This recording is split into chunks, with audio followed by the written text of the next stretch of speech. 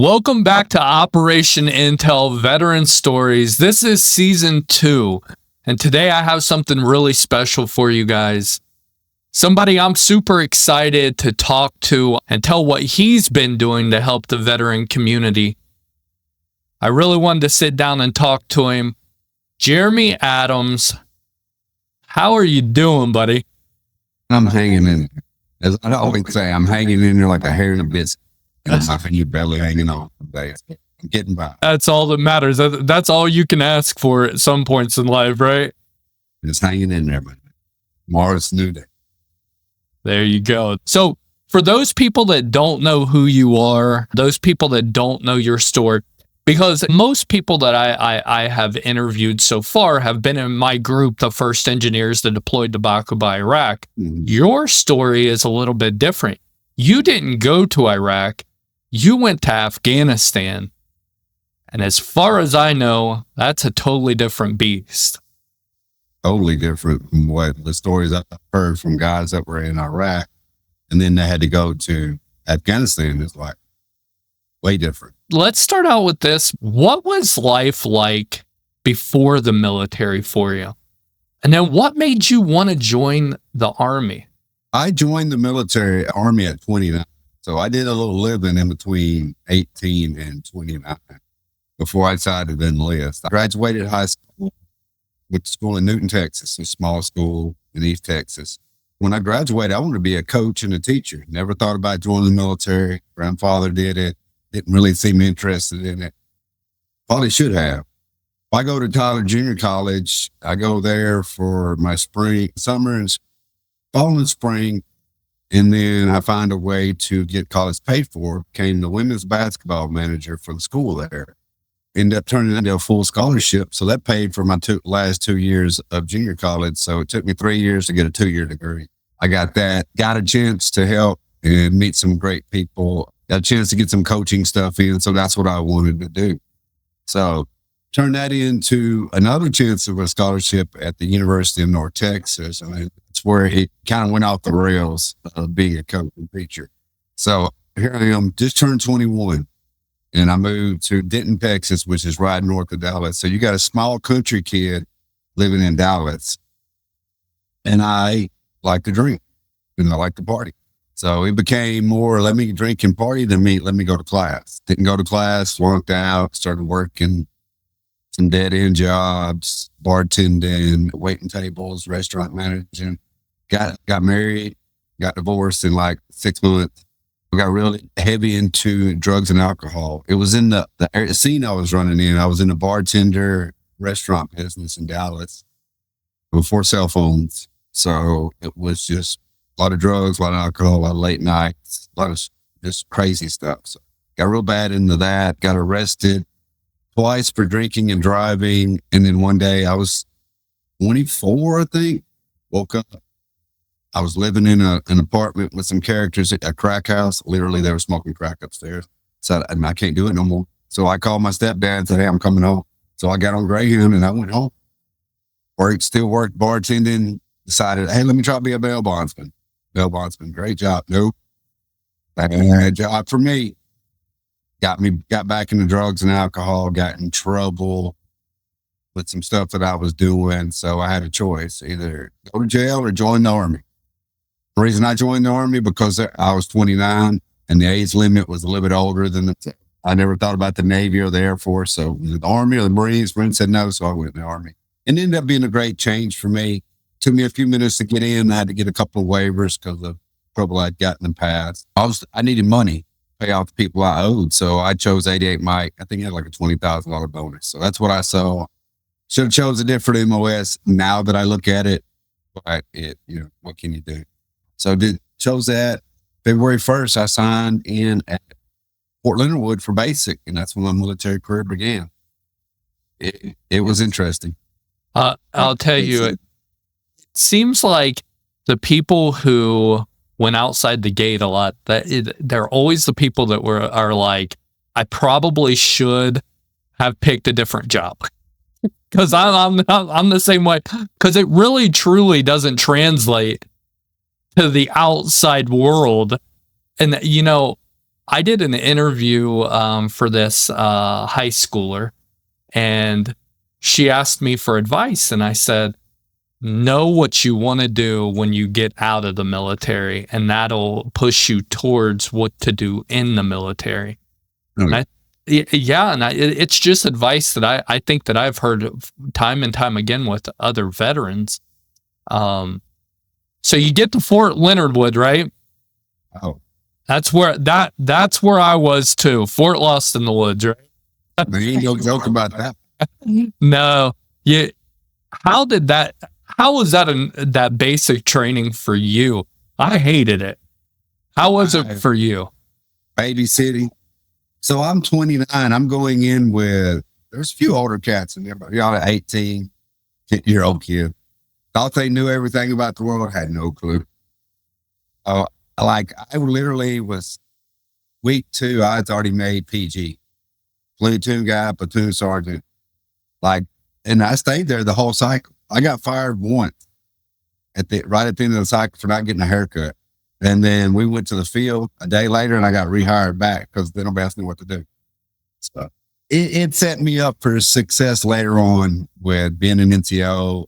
Also gave me a little bit of getting ready for board. And that helps for boards down, especially when you got promotion boards. And I had a chance to go to an Audie Murphy board. That helped me a little bit. I was just more older. I didn't realize it at the time, but I'm sure the drill sergeant saw that I was older.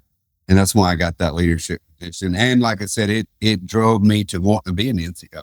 So that's why once I got to the 101st, I tried to do everything that I could to get promoted to, an NCO. And I got booked behind a lot of people who got their specialists with waivers while we were deployed the first time. And I got upset. I was mad. And my sergeant told me, my platoon sergeant's like, don't worry about it. It's like, you'll go to the promotion board before they will. And I did, which was fun. Basic was great. AIT was great. No, you went to Leonard Wood. We got smoked on the weekend passes. We hit them cigarettes were hit all over there. Dippers would hide and dip. I have stories. Dudes get caught. A lot of drill sergeant dipping because our drill sergeant would come upstairs and he would just have the tan top on and the pants. And if you weren't paying real hard attention, you just thought it was somebody else walking down the hallway. And he'd catch him in the back there dipping, and he'd be. So I got smoking at the hospital.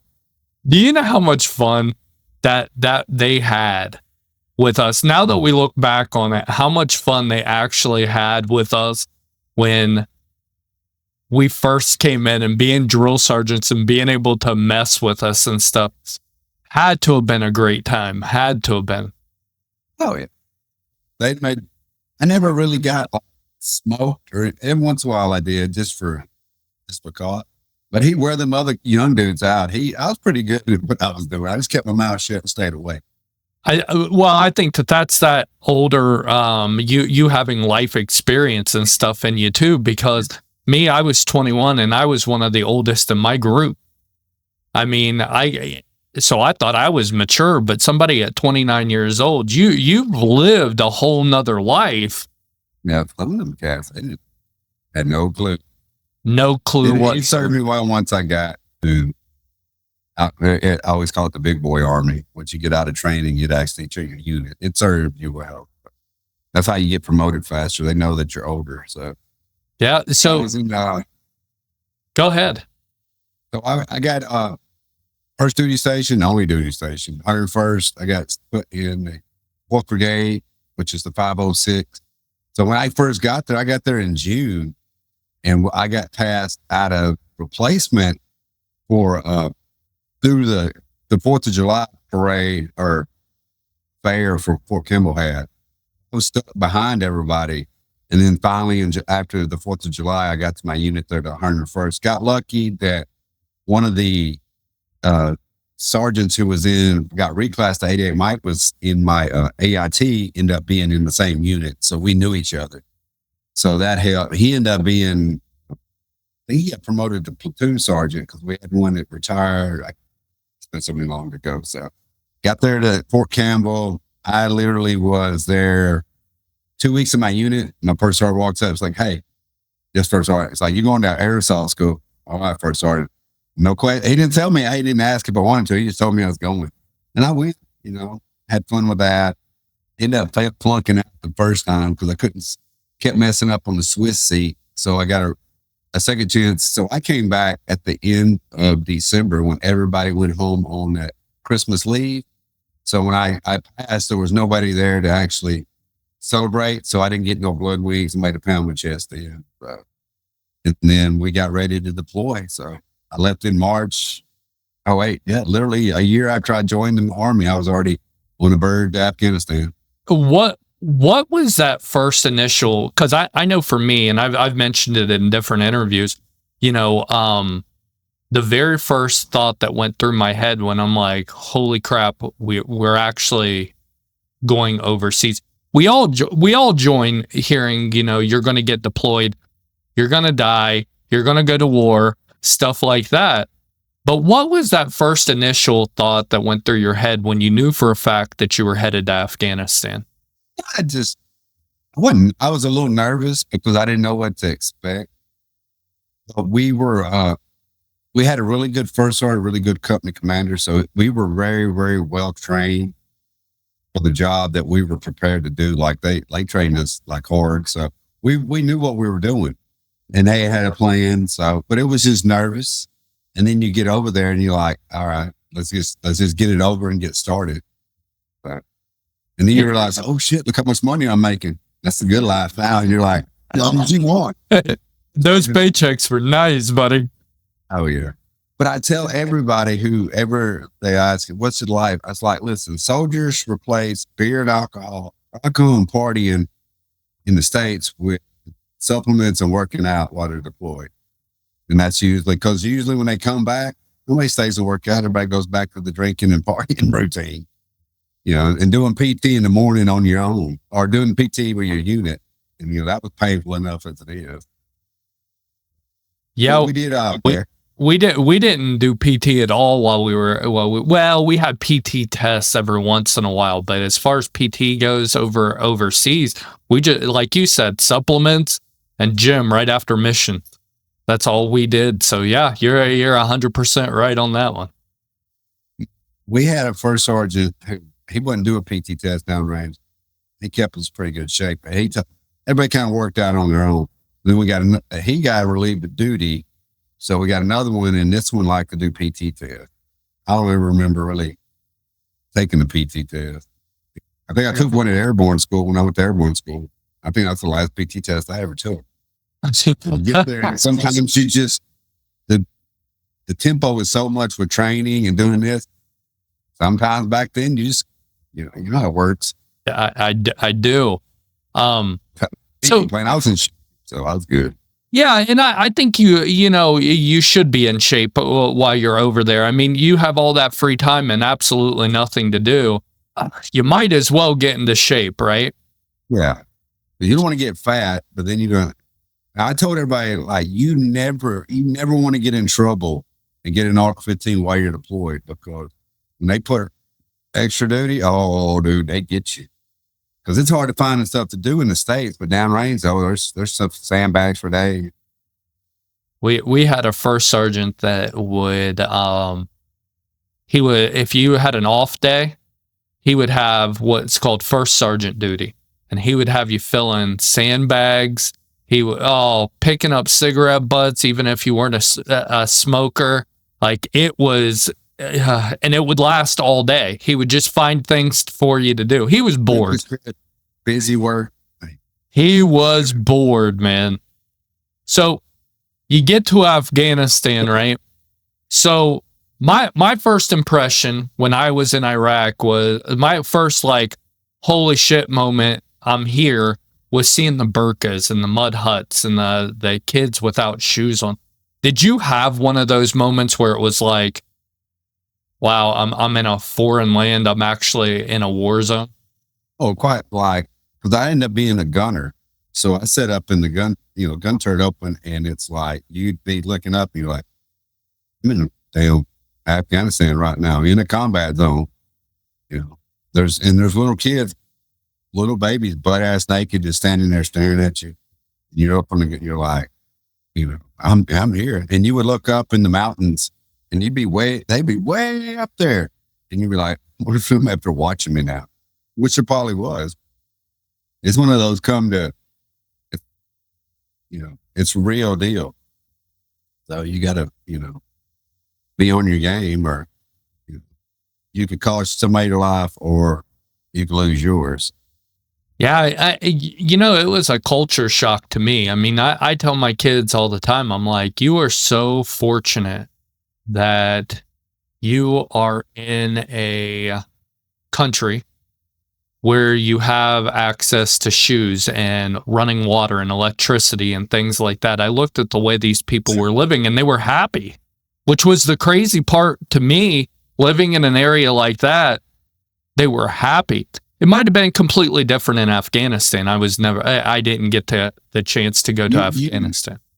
It seemed like I don't know, everybody, no electricity, everybody had a cell phone, everybody had a little bit of a car, but we had the opportunity because we traveled so much. The unit I was in, because we were the distribution, so we would do trips from Bagram, or from Bob and Gardez to Bagram.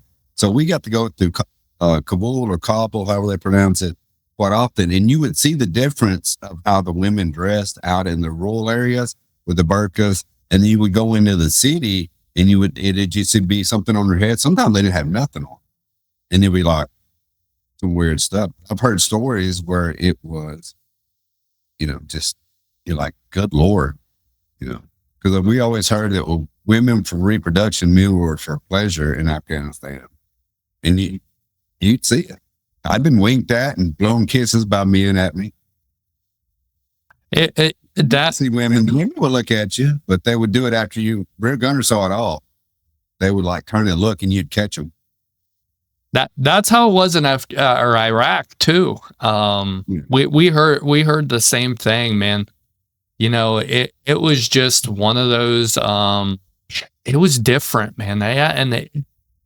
I think Afghanistan and Iraq were completely different when it comes to a war, but culture-wise, a lot alike.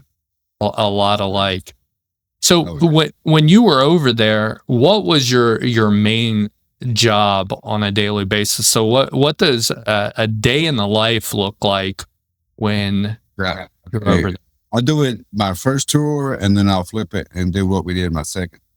So my first tour, we were the distribution company. So we ran resupply clips to the main airfield, Bagram, Salerno, and then we would deliver any supplies to any of our outlying FOBs where our infantry or CAV scouts were. So we were constantly going from FOB, combat operations, dropping stuff off.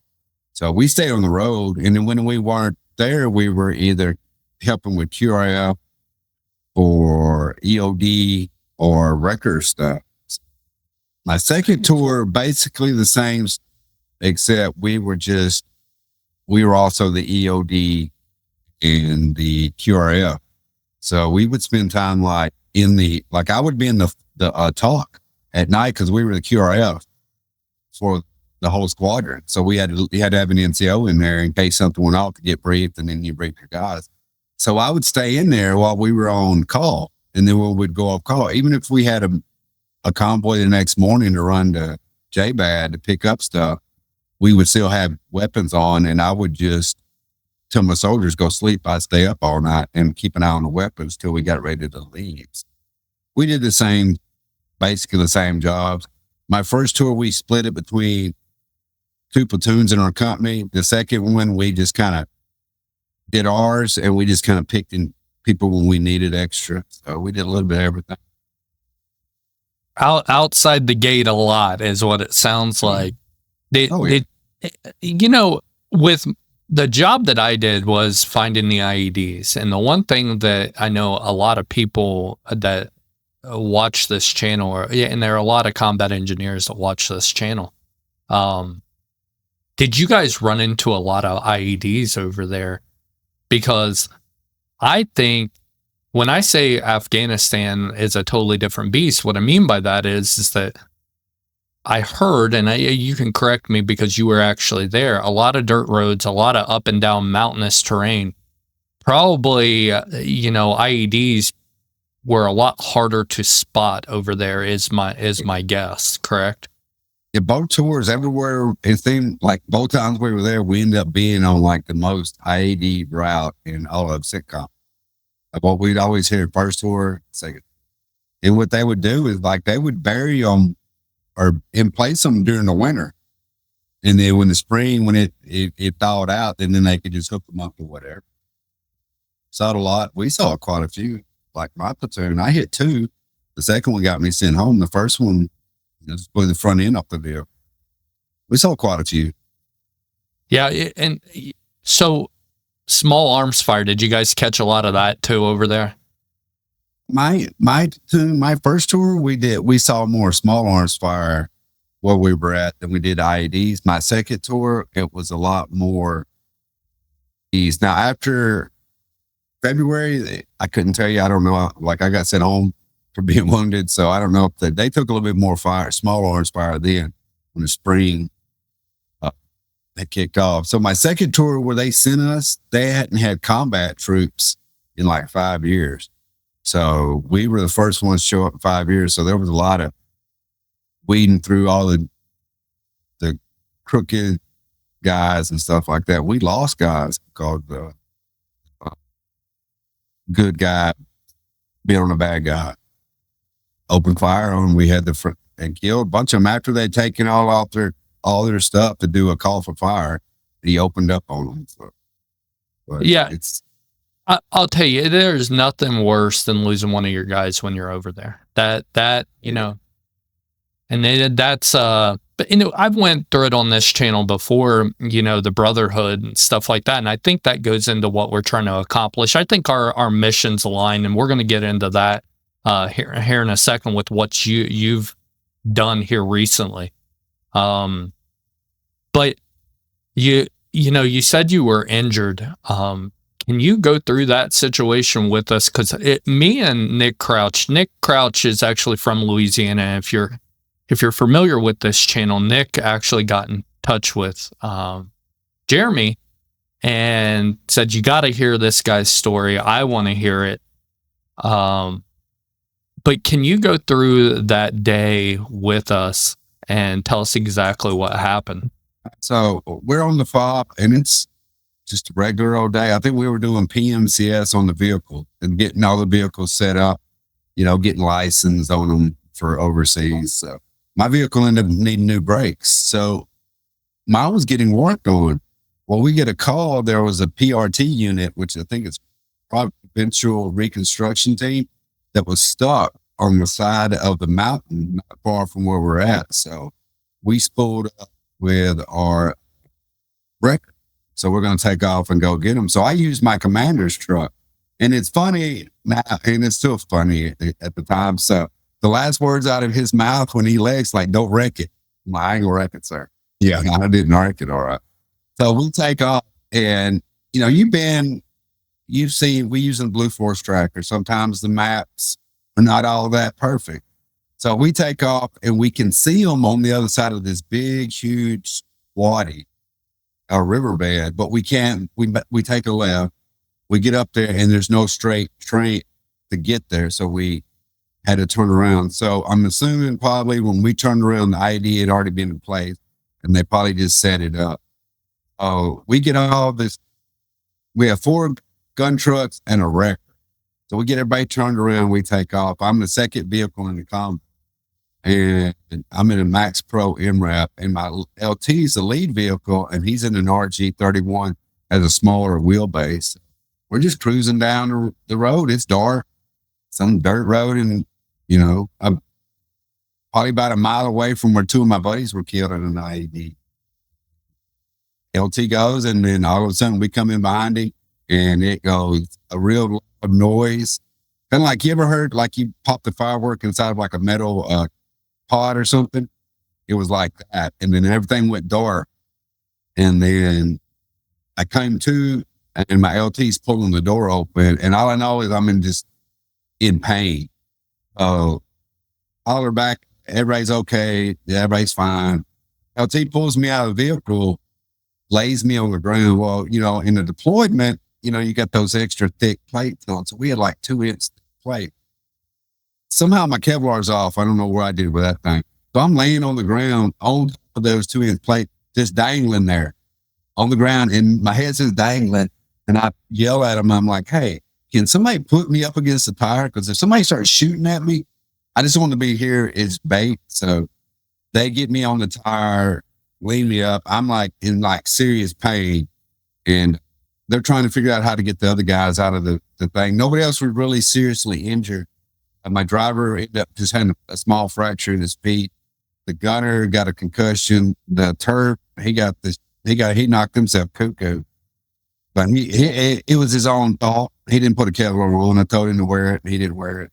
And luckily we had the medic in the vehicle with us. So everybody checked that.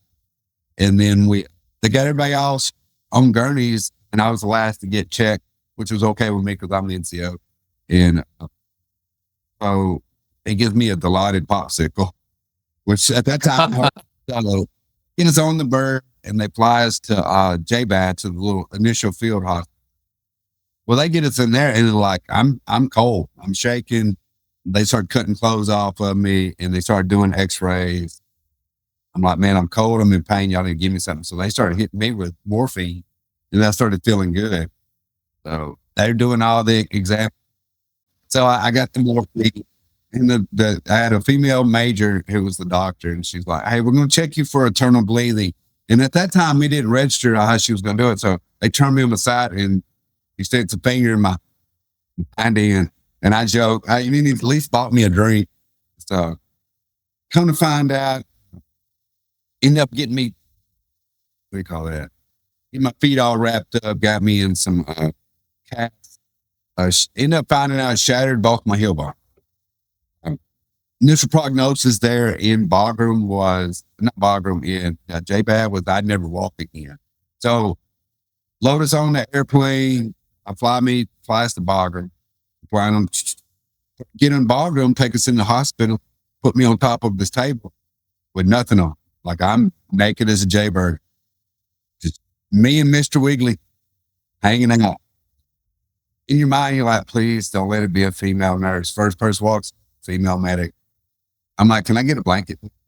So end up having surgery there in Bagram. They had to put 3 steel rods in my left foot to hold the bones in place. That's how bad they were jacked up. I got my Purple Heart. I was completely out of it. I was coming out of surgery. I was still dope. I was feeling. They said I asked Sergeant Major why he had glasses on inside, because he had the clear eye pro on. My best friend who in the world is a guy from Boston. And you know how in the Army or any military, you can put 2 guys completely opposite of each other and they can be like thick as thieves. Well, he was coming back on leave, so he got to see me, and we were like really good friends. Like I slept on the floor of his dorm, barracks room, for the last month before we deployed. So I got a chance to see him, and then I loaded up. They sent me to the States. Stopped in Germany for a little bit. Got to see TV, regular TV, for the first time. Got to see Family Guy. I'm so excited. So they started talking in German, and then the hospital room had some softcore porn, naked women on it. I was really happy because my driver was with me too. He was in the hospital room. So he stayed with me the whole way back to the States, all the way into San Antonio. So I was happy I got to be with one of the soldiers. We're in Germany. It seemed like we were there for like ever. We were there for like a day, and then we caught the flight to DC. Well, on the flight, both flights from Afghanistan to Germany to DC, I had to get a catheter put in to go to the bathroom. It just couldn't stand up, and I couldn't lean. So both times it had to be a female nurse or female doctor. So that's how it always works out, buddy. A butter bar lieutenant tried to tell me I didn't need one. And I'm like, sir, it's like, well, I can't lean up. It's not working. Right? And I'm like, no, I'm telling you, I need one. And he's like, okay. And I'm like, so I get all that done. And then I get to the States, and then get into the hospital. Wife and kids show up. My kids are, at the time, 3 and 4. They were just babies. My dad was there. So I got the hospital, and then they started getting ready. Got the prognosis there after surgery was 50% I'd ever walk again, much well less run. Got moved into, did surgery, had 2 surgeries on my left foot, had 1 surgery on my right foot. And then it was, I started doing rehab. So they put me in this place in San Antonio called the Center for the Intrepid. And if you've seen the movie not Transformers, Battleship, it's that place where that's actually filmed there in San Antonio. So I got a chance to go there. That helped a lot. They had a return to run program they just started, and they started making these braces called IDEO braces, it's like Intrepid Dynamic Exoskeletal Orthesis, some fancy word. So they use 2 carbon fiber rods to a carbon fiber plate, and that would spring you forward once you got to getting out of the wheelchair. So as soon as I was able to walk and got clearance from the doctor to walk, he's like, here. He didn't hand me crutches. He handed me a walker. Then he threw the walker away. He said, here's crutches, start walking. But they have one of the ultra gravity treadmills where they can take all your weight off your feet. And you could say, instead of running with like me, I was weighing like 160 pounds. You could run with just like you're weighing 20 pounds. So you got the motion to get the legs going. You just didn't take the pounding. So that's what got me really kind of started back to walking and running. So I did September of 11 to September of 12. I did rehab, and then I got out. Official date was November 2012, but I had like 30 days of terminal leaves. I get out and, started life as a civilian. And I'll be honest with you, I had no clue what to do. I was completely lost. I think no, not at all. And just to backtrack a little bit, I was actually at Brooke Army Medical Center down there in San Antonio. I went through that same process where I went from Landstuhl, Germany, and then got medevac to Landstuhl, then went from Landstuhl to DC to Brooke Army Medical Center.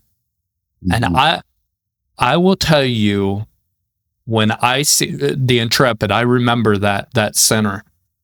Some of the stuff that was coming out of there when I was there, which was, I believe it would have been 2008, was incredible. I mean, we had like a day room where everybody would come in there. They would play Guitar Hero. They would do all that kind of stuff.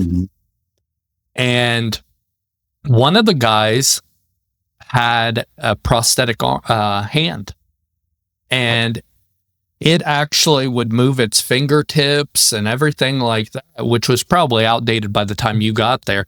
But it was cool just to see the innovation that they were coming up with for soldiers at that time. But it was neat, man. It really was.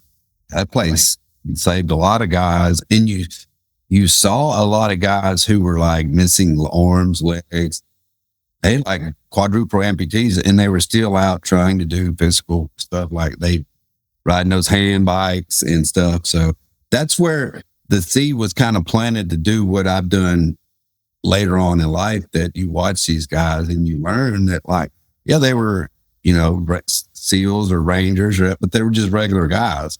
They just didn't have that fight. But, when you get out, like, I didn't get like a retirement party or none of that stuff. I just got shown the door.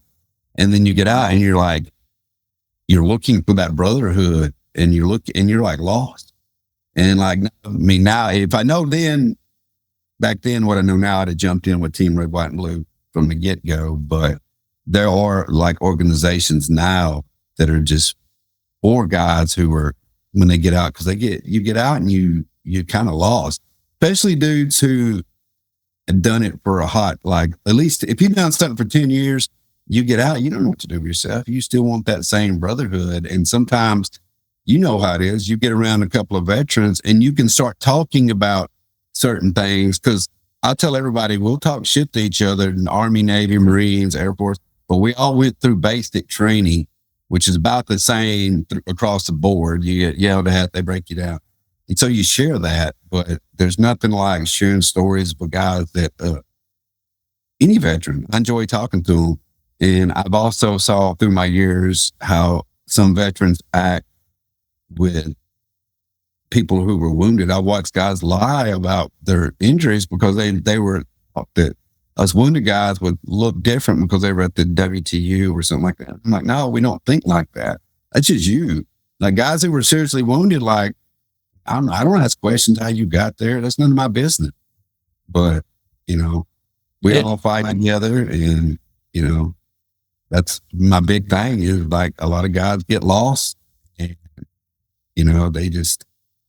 they have no way out and they go to, I hate to put it, but I try to play God and take their own lives. And that's a really big thing with me as a veteran, because I've lost probably more after we stopped going to war than I had probably when we lost. And we lost quite a few, but like you keep losing them because of suicide or something like that. So that's what really truly got me into running. And it was got a phone call New Year's Day 2018. A really good friend of mine, Sean Thayer, was the dude from Boston. Me and him were thick as thieves. My kids called him Uncle. That's how close we were. And he was just like, it was in the Army. You guys got put together from different places, and sometimes you just click. But, he had trouble with drugs before the Army, and he just liked that lifestyle. But, you get that phone call that he had died of a drug overdose, got clean, went over and got in a party, and that was it. So I don't know the full, it's been so many years ago, but he was very near. And like you go through that and you're like, what could I done different? Could I try to, if I could have at least talked to him, maybe I could have just saved his life. And I had an opportunity. He called me a few years prior, want me to come to Boston to see a Red Sox game. And I was thinking I'd have bought the ticket, but his speech was slurred. And I knew he wasn't in a good spot. And I was so afraid, so was my wife, that I'd get up there and be stuck and not have anybody there to get me. So, he passed away. And when he passed, I quit drinking, because I was a drinker and a smoker like everybody in the military was. And 6 months later, after drinking, cigarettes were out the door. And then I decided, let me find it. Well, I said, find a hobby. Well, I said, let me try running. I could barely run for like 5 minutes, and I was dying. I started doing that 5 minutes, started running on the treadmill, and just started getting a little bit better at me, doing some 5Ks. And then I did my first half marathon in February of 2020, right before COVID. And that gave me enough motivation to go back to college and get my degree, because I sat it down and I looked at it, and like I ran 13, and I'm like, I walked, I ran, I walked, but I still did 13 miles nonstop. So that gave me that, went back, got my bachelor's degree from Oklahoma in 2021, and, got a chance to coach and teach again, but still kept on running. And wasn't running like I built myself up. I was bad. I was doing 3 miles every day. I'm like, yes. Now I do about 6 every day. Oh, it's a labor of love. No way in hell, buddy. Everybody thought, oh, you love running. I'm like, in the Army, I hated it. I could think of 1,000 things. I road march every day of the week before I'd run. I hated running. But now I found it very good. It's therapeutic for me. And it helps with, it's like I'm an addict. I'm a drug addict. I can get addicted, and I got addicted to it. So it's something really good. And it gives me a chance to show people, they're like, hey, they just told me I never run again, and look what I'm doing. So, and I've had some opportunities, to do some fun things like the world record with Team Red, White, and Blue this summer of running the flag across the country. Like I wasn't even involved. Like I applied in the beginning and got told no. I applied for a crew chief and didn't make it. And they called me 3 weeks before it started. Like, hey, you want to be a crew member, a driver? Oh, yeah, I'll go to California and go cross country for free. No problem. About a week before it started, I get a phone call and they're like, hey, how your legs doing? I'm doing, well, you're an alternate runner, the only alternate runner. Like, oh, that's fine. I'm good with that. Because I didn't think anybody get hurt. I was like, oh, no, nobody's going to get hurt. Well, about day 8, we're in New Mexico and one of the guys had hurt his hip and it was starting to really bother him. So to risk further injury, they pulled him and asked me, how you ready to run? I'm like, yeah, let's go. I picked the flag. First time I touched the flag was it was handed me from a guy from Texas, handed to me another guy from Texas as we went into the state of Texas on this across the country. So I ran from there with my team, 3 other guys, and then we had 2 other teams of 4, and we did it in 16 days and 2 hours. Set a world record. Got to meet some pretty cool people. A lot of lifelong friends I made out of it. Got to run on Fort Campbell again for the first time since I got wounded. So that was awesome. And, got to see the world record.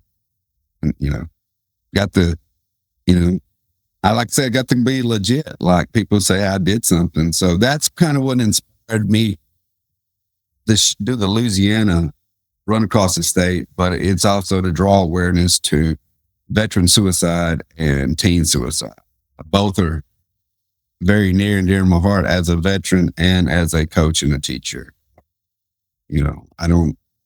We shouldn't play God, especially can change after you've gotten out. Like I said, I could have won in one area. I could have ended it and I'd have missed a chance of getting a chance to set a world record and running and doing all this stuff because I decided, I was alone when you're really not. Like there's so many of us out there that are willing to help and sit there and just talk to you.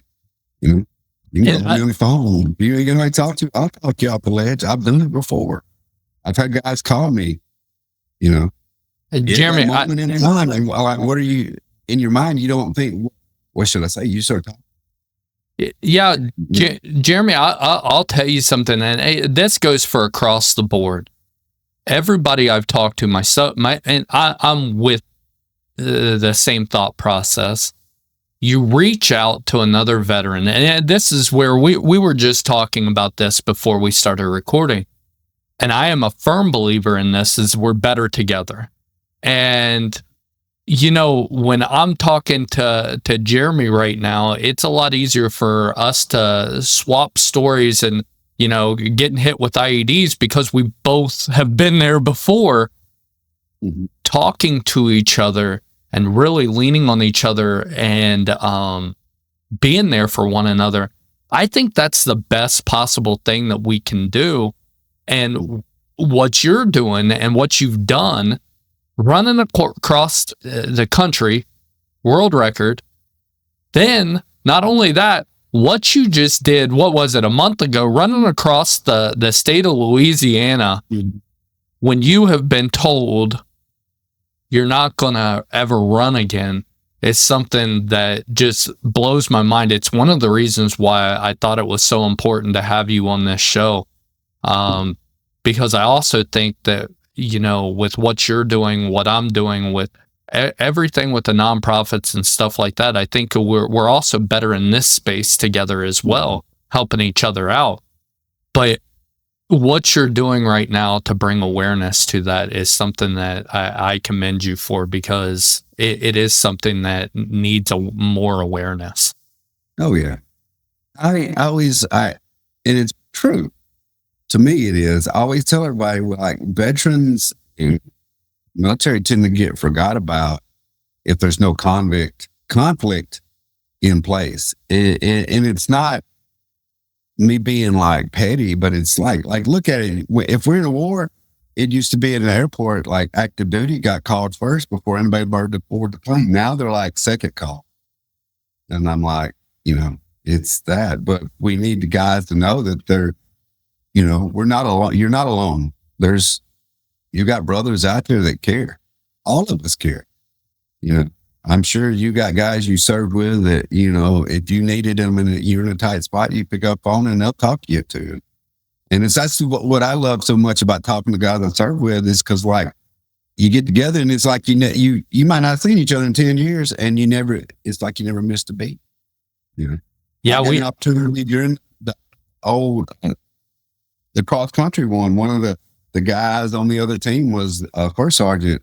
When I was a young NCO in my unit, he was there when I got wounded, and then ended up finding out one of the ladies who worked in the upper office, her nephew served with us, was killed in Afghanistan, and First Sergeant Lever was the one who actually loaded him on the bird on the hero flight. So it was such a small world because she recognized one of the pictures that they had of me where Secretary of Defense showed up at the FOB one day, and I got a picture with him. Looks like I'm buying a car because I'm all smiling. And you know how it is when those bigwigs show up downrange. It's like security. It's nuts. We had inner cordon, outer cordon, and got this, and this, and like the bad guys don't know something's going on. The way, well, like you're not going to shoot at us either, but. It was that way when the WWE guys came as well. I don't know if they came when you were there. If they came to Afghanistan, we didn't think they were going to show. We didn't have too much brass that would show up, but we had like a very small group of the WWE guys come, and it was more security than I had ever seen on that FOB the entire time I was there. So my first tour, we had Toby Keith came on to our FOB and sang, him and his guitar player, and they displayed.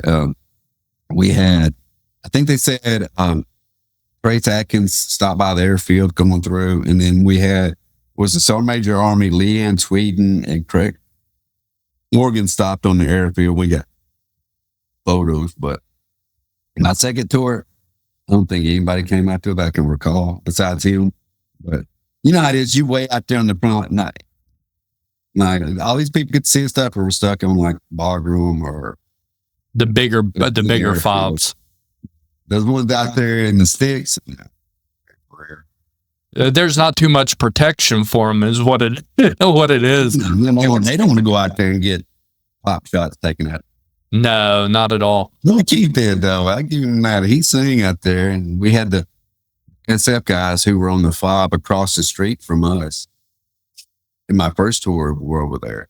Which that one we never got mortared because there was a cemetery right in the middle of the FOB, so they wouldn't shoot at us. Second tour, they shoot us all the time. And then we blow them up with fast movers, and we watch them on camera. I don't know why we always used the fast movers when they were close enough we could use our mortar. Gotta let them shoot. You watch them like those little videos because like you'll see the explosion, and there's always like two little dudes that come running out of the explosion. Oh, you're getting away. Just wait. Here you go. We got something for you too. Don't you worry. Just hurry up and wait, right? And I would literally, like, if we were on our FOB and we got mortared, I would dead sprint to my hooch because I wouldn't stop at the bunkers. Because if you got stuck there for a minute, you're going to be standing, you ain't going to see it because you're sitting in where people fucking pee. And it smells like pee in there. I'm sorry for my cussing. No, you're totally fine, man. People bitch about it, but I love being deployed because you actually did your job. It was easy stuff. You knew what you were going to do. You're on a FOB, you made the most of it. I enjoyed it. Got to hang out with some pretty cool guys, do some stuff.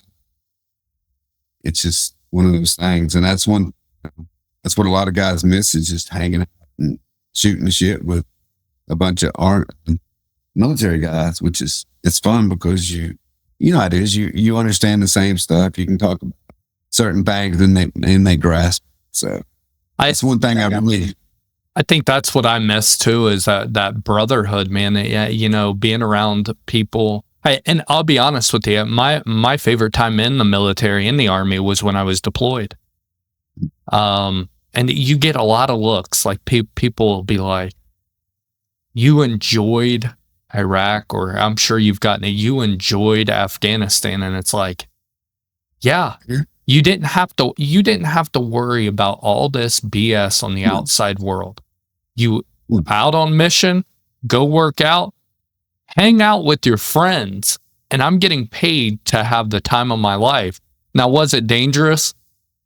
Yeah, but it was fun. We had a great time.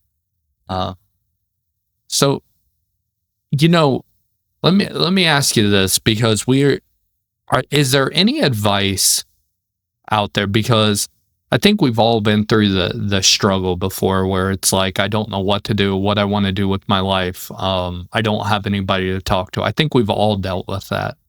Looking back on if you could look back and know what you know now, and you could give a soldier that is dealing with the same thing that we dealt with some advice, what would that advice be to that soldier? Ask for help. There are organizations out there that will link you up if you need help in any aspect of trying to get your life together. There's like Mighty Oaks Foundation, founded by Chad Robichaud and Jeremy Stolnacker. They help veterans, active duty, law enforcement with biblical manhood. They get you in contact with a brotherhood like that, and they help when you need stuff. They give you the tools to be successful that way. You also have Team Red, White, and Blue, who do the physical fitness and health stuff. It's not all about, everybody thinks, well, I can't run. And it's like, it's not about running sometimes. We do that. We put those events on, but there's also groups for nutrition. But it gives you that brotherhood and camaraderie that you miss, because they do have get-togethers. They do have where you get together and you're with other veterans, or you're with people who were in law enforcement, or you have people, we also are civilians who love to help veterans. So there's so many things out there. Don't wait like I did till, the last, because you might not be as strong as I am, and you get sad and you're like, why am I lost, when there's these organizations out there? Granted, I didn't, like I said, with Team Red, White, and Blue, like I knew about them. I just didn't want to come out of that I still wanted to hibernate, as I said, like just didn't want to do anything with anybody. Like my kid's godfather, who we met when we lived in Mission, it took me almost 6 months for them to actually meet me. They met my wife, but she would get out and go visit with people, but I never leave the house. Like I did, it took me a while. Like I was very closed off. Just didn't know what to do, didn't trust anybody. Just didn't know where to go. But now, if I know in any advice, don't let it get to a point where you don't think you have anybody. There's so many places out there. There's so many organizations that look to help veterans and help you succeed and stuff like that. My greatest accomplishment, probably as a veteran, is that, I took my 4 years that I actually served, because I only did 4 after I got wounded. I really didn't consider that Army time. And I used the benefits. I went, I got an associate's, which I already had one associate. So, and then I got an associate's, went and got my bachelor's degree. Got a bachelor's, and got some more benefits left, went and got a master's degree. So I got a master's degree from college, and I don't have any debt. And Army or government paid for it all. And I still have some benefits left over through the Hazelwood in Texas if I decide if I wanted to go and get another degree. So, there's so many, use that stuff. Like in the post 9/11 or the GI Bill, now they've opened it up for trade schools or realtor school, anything, go out and get your, get a degree, better yourself. And I'm like you, like, they didn't tell me, like, I tell everybody now, when you join, find you a job in the military that you might be able to do on the outside, and then learn that trade. If you want to go be an infantry guy and be a trigger puller, go be a trigger puller. I'm not going to tell you no. But if you can choose to be a medic and you can turn that into a nurse and let the government pay for it, then go for it. There's opportunities like that. So also I tell them, nothing against the other services, but Army is one of the very few that you know what your job is going to be when you leave MEPS. You don't have to wait for an actual ship date. So, that's what advice I would give to any soldier getting today. That's if they did 4 years or if they did 20 years, it's the same thing. 20-year guys, it's going to be a little bit harder for you because, you spent 20 years of doing the same thing over and over again. And then you're out and like, what do you do? At least you got a good support system. But like I said, there's so many organizations now for us to help. But never fight alone. That's my big thing is like everybody, when we were deployed or any kind of military, you always had to have a battle buddy no matter where you went. Why does that change now?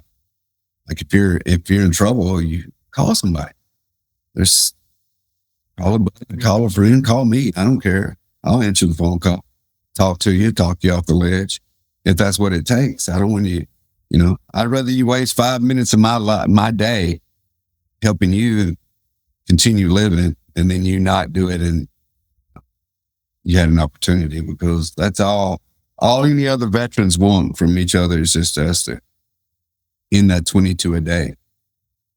And definitely if you got teenage kids, students, or no kids or young kids, lean in on them about that. It's made it, suicide has become where it's like kids do it way too often. They ain't even had a chance to write their book yet, and they're trying to commit suicide because somebody made it. That's the easy way to do things. It's not. I couldn't agree with you more.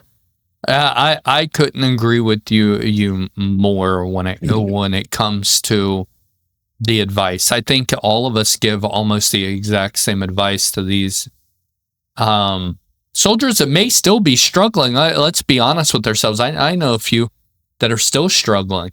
And, with the way the world's turning right now, I think we need to take the reins of this. I don't know if you've watched the Rally Point or not, but I think we need to take the reins of it.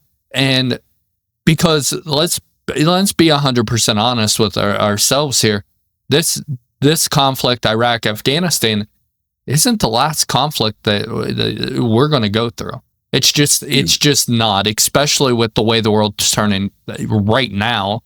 And these soldiers that are going to come back are going to face the same exact problems that we've had to deal with.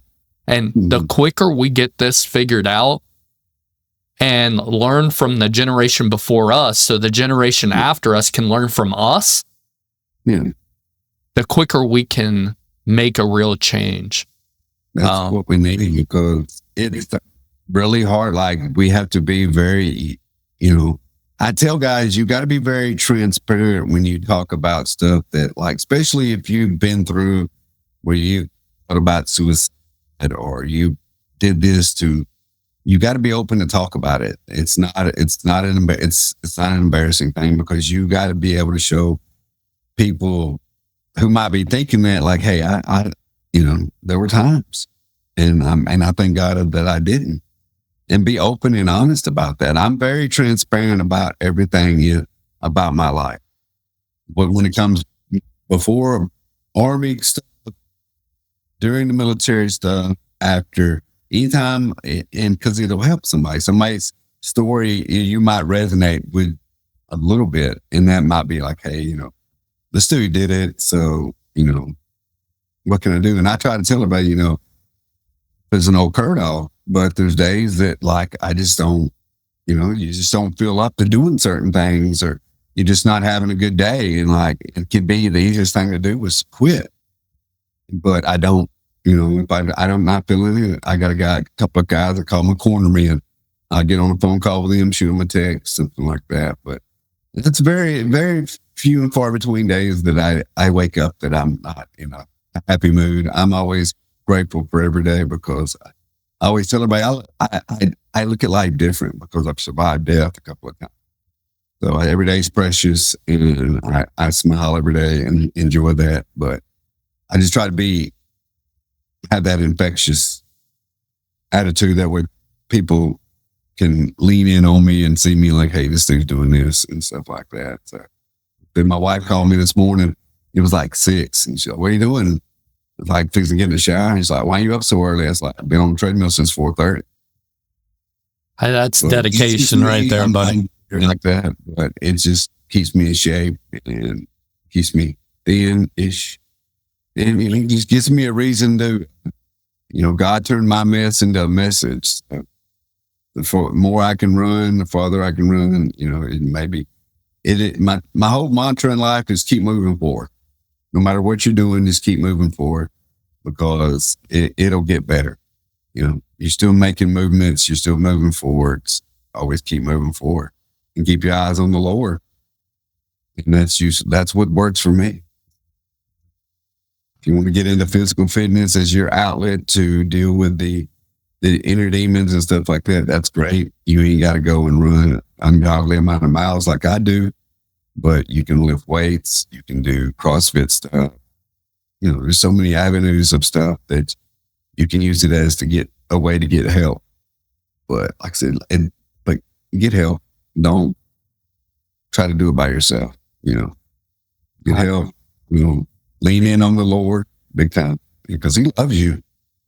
Loves you 100%, and He don't want you to kill yourself. For that reason and that reason only. I always tell about you're never really alone because the Lord's always there with you. Like unless you don't believe in Him, and then like I said, that's your personal preference. But it really wears on me when you hear stories about guys who are, committing suicide, especially veterans or teenagers. I'm like, dude, you just don't you have so much to live for. Your life is just barely beginning. It is, and you have a purpose too. I believe that for both, right? Because I have 4 kids myself, and you look at the purpose of a veteran that has seen the worst of the world and can still give so much to the next generation or their generation. But then you got these kids that, they think that that's their only option. And it's truly, truly sad to see because those numbers are going up as well. And I truly commend you for what you've done because there's a way to lead by example. And what I can see from you and your story, you lead by example. And nobody can ever say, well, it's hard. You just don't understand. If you get that news that you're not going to walk again or run again, and you're out here doing marathons and running 6 miles a day, you understand. And I think that that's a good, person to talk to if you do need to talk to, because you've been through the lowest of lows. I've been through the lowest of lows. And I think what you're doing is commendable. And I'm honored to have you on this show. And I'm looking forward to staying in touch with you. Okay.